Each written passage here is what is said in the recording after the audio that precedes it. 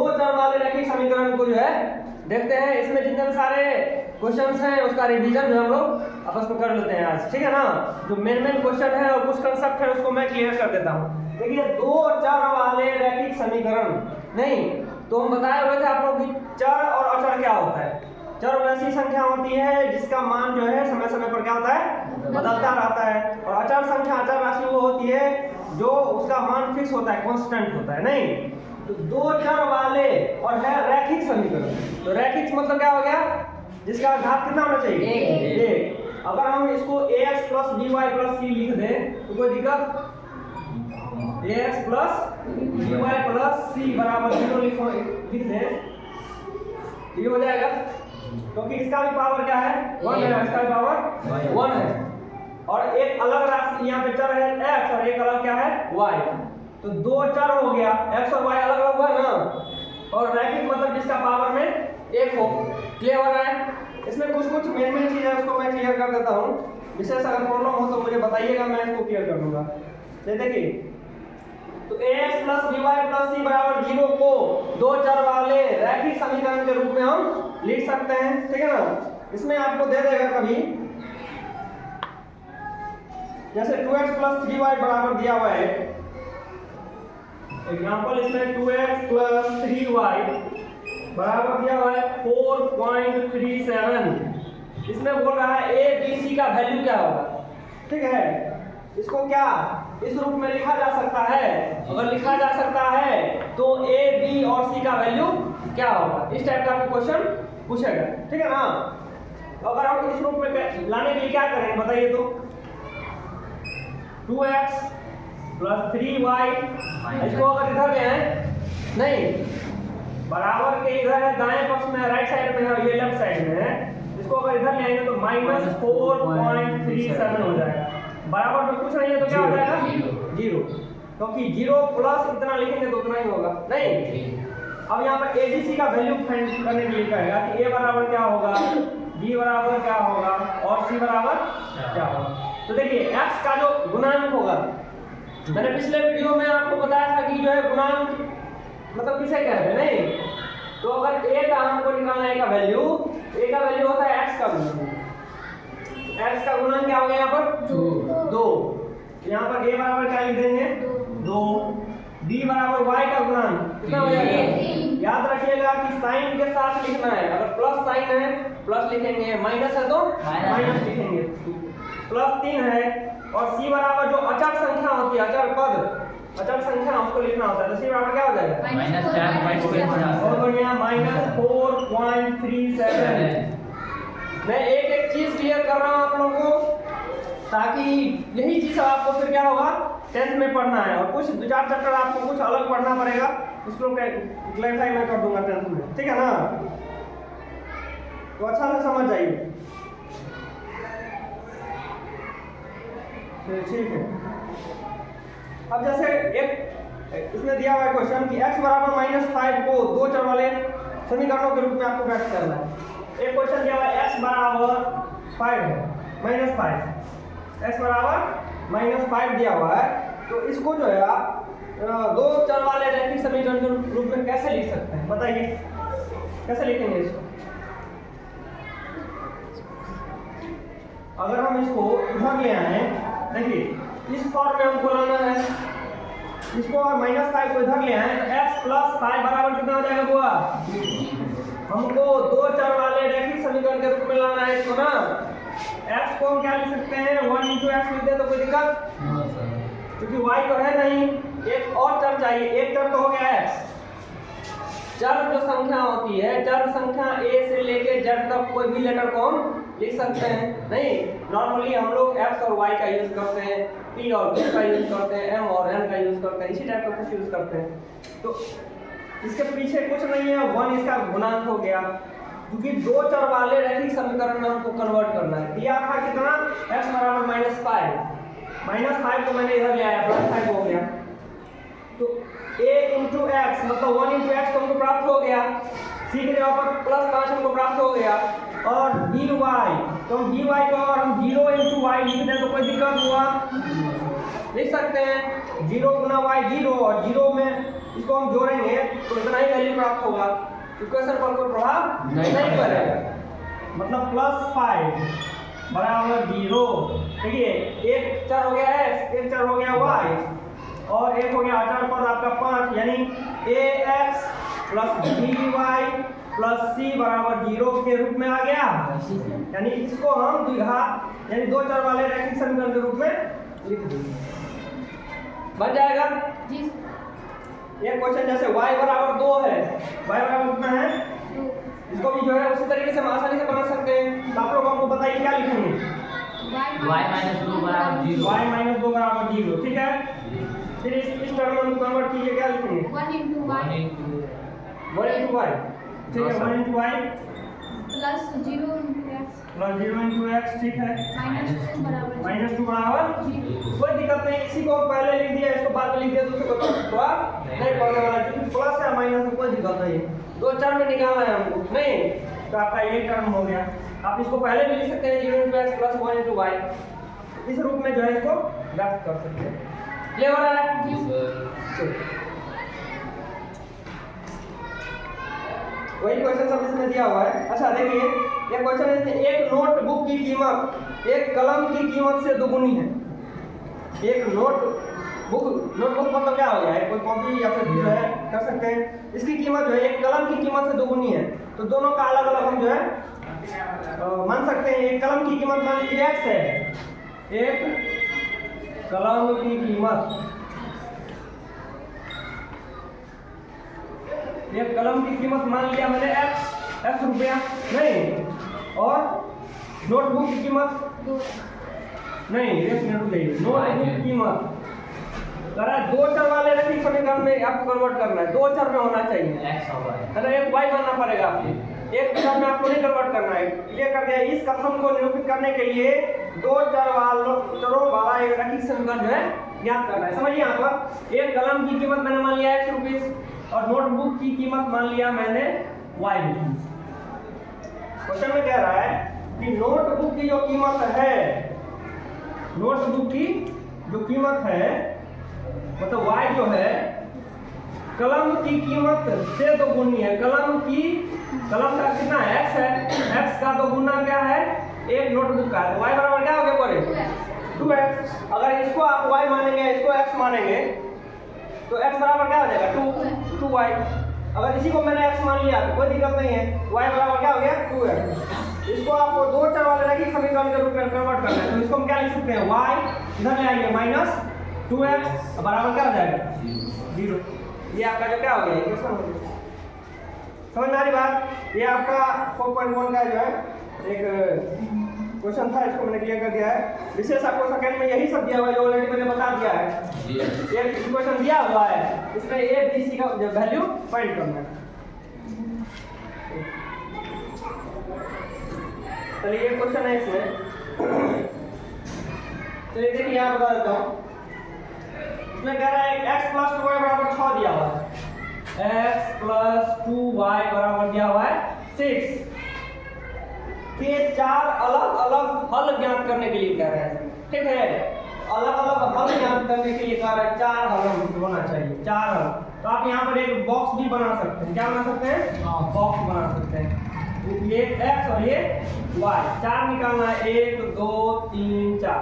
अब समझिए कैसे निकालना है हमको, गौर से समझिए, क्योंकि जब हल निकालना होगा तो हल के बाद बोलेगा कि इसका आलेख खींचिए। क्या बोलेगा, इसका ग्राफ पेपर पर आलेख खींचने के लिए बोलेगा। x + 2y बराबर 6 है, तो x बराबर हम क्या लिख सकते हैं बताइए, 2 6, उधर ले जाएंगे तो -2y लिख सकते हैं। तो दिक्कत, जब हम y बराबर 1 लें, जब y बराबर अपने मन से कुछ भी ले सकते हैं, ऐसा वैल्यू लेना है जिसका वैल्यू ज्यादा बड़ा नहीं हो। ज्यादा बड़ा हो जाएगा तो फिर आपको ग्राफ खींचने में जो है लंबा हो सकता है, इसलिए माइनस में या फिर 0 या फिर 1 ऐसे लेना है। अगर जब y बराबर अगर हम मान लें कि 1 ले लेते हैं, कितना ले ले 1, तो x का वैल्यू कितना हो जाएगा, 6 - 2 गुना y के जगह पर कितना लिखेंगे 1। तो 6 - 2 बराबर कितना आ गया 4। यानी कि y के जगह पर मैंने 1 लिया तो x का वैल्यू कितना आ गया 4। चार हल निकालना है हमको, क्लियर हो रहा है। कहीं दिक्कत तो बताइएगा कि सर यहाँ गड़बड़ हो। बस समझ आ रही है?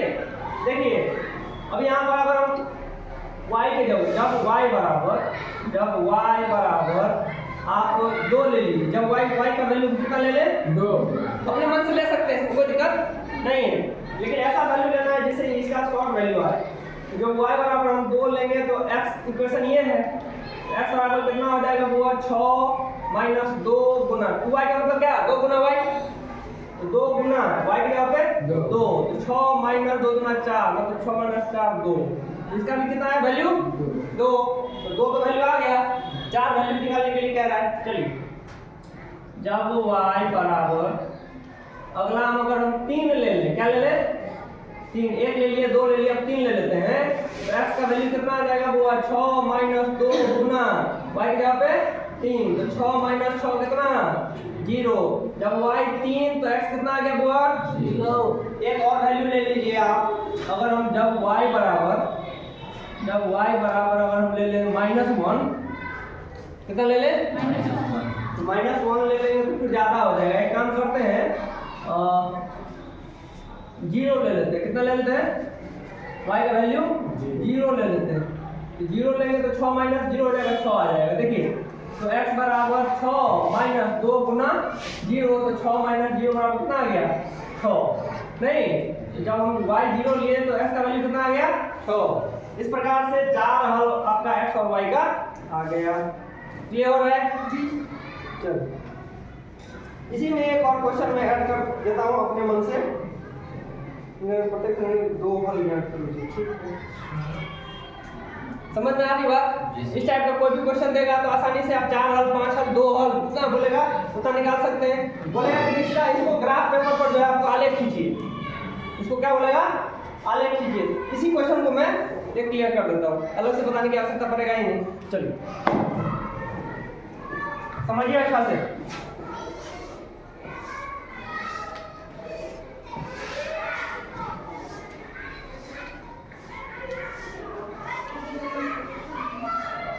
देखिए यहाँ पर, और इसको हमको ग्राफ पेपर पर इतना सारा हल आया है, तो ग्राफ पेपर जो होता है इस टर्म में रहेगा। आपको बताया था कल भी इस वीडियो में, x और ये x डैश हो गया, नहीं ये y और ये y डैश।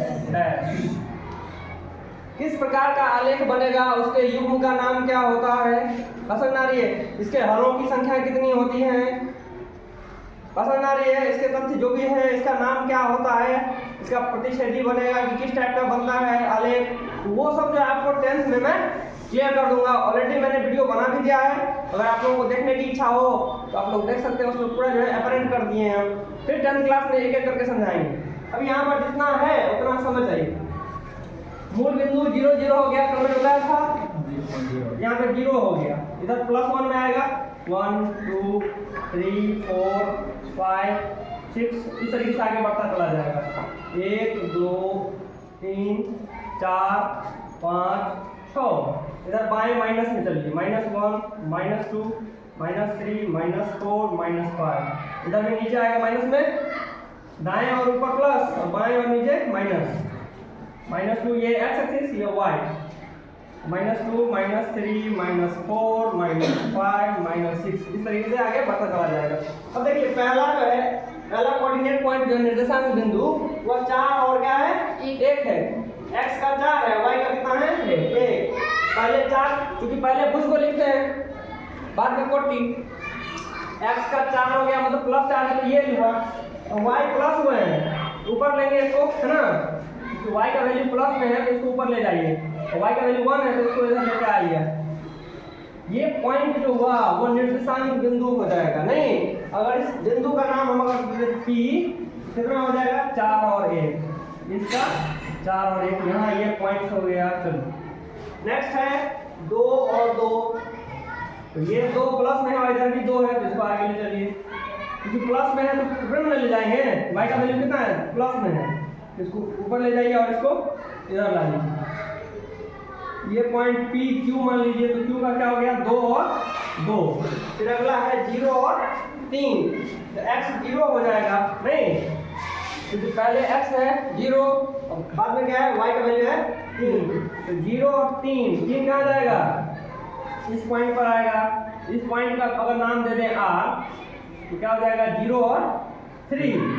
अगला है 6 और 0, तो 6 कहाँ हुआ, यहाँ 6 है और ये 0 है, यहाँ पे 6 0 मतलब r s पॉइंट अगर ले ले तो 6 और 0, क्योंकि पहले हम किस पॉइंट को दर्शाते हैं, भुज को, इसलिए यहाँ पर रखा मैंने, ठीक है ना, क्योंकि यहाँ 0 था पहले, इसलिए ये 0 और ये 3 यहाँ पॉइंट पर रखेंगे। समझ आ रहा। अब क्या करना है, जो भी पॉइंट आया सबको मिला दीजिए। एक सीख में आ रहा है 1 2 3 4, ऐसे आप स्केल लीजिए और स्केल को लेते हुए यहाँ पर ऐसे मिलाते करना है। ये आपका क्या बन के आएगा, आलेख। क्लियर हुआ सबको? जी सर। कहीं डाउट? सर इस प्रकार से ये तो एक इक्वेशन का था, ये तो एक ही इक्वेशन का था, एक समीकरण का निकाले हैं। कभी कभी क्या करेगा, आपको 2 इक्वेशन दे देगा, तो 10th में आपको बनाना पड़ेगा। समझ आ रही है?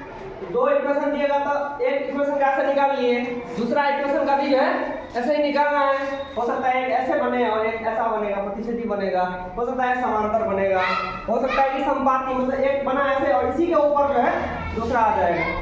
तो वो मैं 10th में और विशेषता क्लियर कर दूंगा। समझना की बात, समीकरण का हल कैसे निकालना है ये क्लियर करो, ठीक है ना। चलिए अब यहाँ पे समझिए, कुछ क्वेश्चन है उसको मैं क्लियर कर देना चाह रहा हूँ।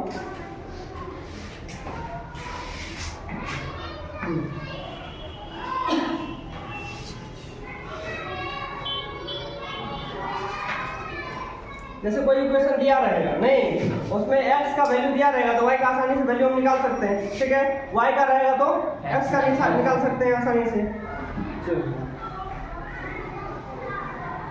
अच्छा बता, पूछेगा एक क्वेश्चन इस टाइप पूछता है कि जैसे y बराबर है आपको 3x प्लस 5 का कैसा हल होगा, एक हल होगा, 2 हल होगा और अनेक हल होगा, इसका क्या हो सकता है आप लोग थोड़ा सा बताइए। इसमें कितना हल निकल सकता है, अनंत क्यों, क्योंकि मान उसका बैठाते जाएंगे अनंत हल निकलता है। बिल्कुल सही बात है। और कोई बताएंगे, वही बात हुआ नहीं, अगर y का वैल्यू अगर हम कुछ भी लेते हैं अनंत ले सकते हैं, अनंत मान है, माइनस से लेके प्लस इनफाइनाइट तक हम ले सकते हैं, नहीं तो जितना इसका अलग अलग वैल्यू लेंगे उसका x का अलग अलग वैल्यू होता जाएगा, जितना x का वैल्यू अलग अलग लेंगे y का वैल्यू अलग अलग होता चला जाएगा। यानी इस टाइप का इक्वेशन जो बनेगा, इस इक्वेशन का अपरिमित रूप से अलग अलग जो है अनेक हल होंगे, क्या होंगे, अनेक हल होंगे। तो इस प्रकार का जो इक्वेशन होगा उसका हल अगर की संख्या पूछता है तो कितना हो जाएगा, अपरिमित रूप से, यानी कि अलग अलग संख्या के रूप में बहुत सारे हल हो सकते हैं। क्लियर है? कुछ जो मुझे लगता है मेन इंपॉर्टेंट मैं उसको क्लियर कर देता हूँ रिवीजन के तौर पर। चलिए इसको मिटा देता हूँ, इसको आप लोग बनाने की कोशिश कीजिएगा, दोबारा बनाइएगा इसको, ठीक है ना, उससे और बनाइएगा तो और स्पष्ट हो जाएगा। चलिए ये क्वेश्चन है यहाँ पर,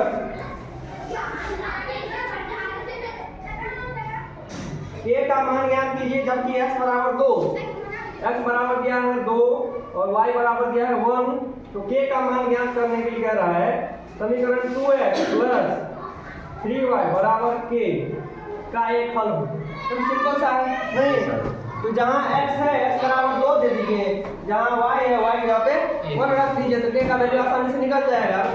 क्वेश्चन में जब दे दिया x बराबर 2 और y बराबर 1, चलिए तो क्या हो गया यहाँ पर x बराबर 2 y बराबर 1, तो 2 गुना x का वैल्यू आप ले लीजिए 2 प्लस 3 गुना y की जगह कितना दिया हुआ है 1 बराबर k का वैल्यू आपको फाइंड करना है। यहाँ पे k कितना वैल्यू होगा, नहीं तो यहाँ पर निकालिए, तो 2 दूना 4 प्लस 3 को इससे गुना करेंगे 3 बराबर k, मतलब k का वैल्यू कितना आ गया 7k। इससे आसान क्या होगा, क्लियर है ना। कुछ खास और नहीं है इस सब में, और देख लीजिएगा आप लोग विशेष, है ना। आलेख मैंने बता ही दिया है इसमें। अच्छा एक बात बताइए, x बराबर 3 का आलेख क्या होगा, बोलेगा कि x बराबर 3 का आलेख क्या होगा, बताइए। x बराबर देगा यहाँ पर 3, इसका आलेख निकालने के लिए कब कब पूछ देता है, ये 10th में भी पूछ देता है। x बराबर 3 का आलेख कैसे निकालेंगे, समझाते हैं, देखिए x डैश y और y डैश। इधर है 1 है 2 है 3 है और ये 4, 1 2 3 और ये 4, -1 -2 -1 और -2। चलिए देखिए x बराबर हमको 3 का आलेख निकालना है। x बराबर 3, x इधर x एक्सिस है, यहाँ पे 3 यहाँ है, x बराबर 3 ओनली दिया हुआ है, y बराबर कुछ दिया नहीं हुआ है। तो जब x बराबर ओनली 3 का हमको ग्राफ निकालना होगा तो कैसे निकालेंगे? 3 ये पॉइंट हुआ तो इसके समांतर बन जाएगा। किसके समांतर? y अक्ष के समांतर 3 पर ऐसे हम जो इसको ग्राफ बना देंगे। ठीक है, इसको सीधा करके तब स्केल की सहायता से ऐसे 3 पर हम रख देंगे। तो ये x बराबर 3 का जो आलेख हो गया। बोलेगा y बराबर 4 का क्या हो जाएगा? y बराबर 4 का आलेख निकालें। y एक्सिस ये हो गया 4, अगर ये पॉइंट है तो यह किसके समांतर हो जाएगा बुआ? x एक्सिस x अक्ष के समांतर। 4 मतलब ये पॉइंट हो गया और y अगर कुछ नहीं है तो 0 मान लीजिए। यह अक्ष किसके समांतर हो जाएगा? y अक्ष के, ये x एक्सिस के समांतर हो जाएगा। y बराबर 4 जो हो जाएगा x अक्ष के समांतर। ऐसे कम लोग पूछ देता है कि x बराबर 3 का आलेख किस अक्ष के समांतर होगा? तो x बराबर जो 3 होगा वो y अक्ष के समांतर होगा और y बराबर जो 4 का आलेख बनेगा वो x अक्ष के समांतर होगा। क्लियर हो रहा है? एक एक क्वेश्चन जो है बारीकी से समझिए। ठीक है, देख लीजिए बढ़िया से। और कोई दिक्कत हो तो कमेंट में पूछिए। आप लोग जो है इसको शेयर करते रहिए, लाइक सब्सक्राइब करते रहिए। मैं प्रतिदिन जो है कोशिश कर रहा हूँ बेहतर से बेहतरीन जो है प्रिपरेशन आप लोगों को कराने की कोशिश कर रहा हूँ। ठीक है ना? चलिए ठीक है, मैं नेक्स्ट जो है अगला चैप्टर का रिवाइज करके आइएगा, मैं और उसको क्लियर कर दूंगा। Okay, thank you.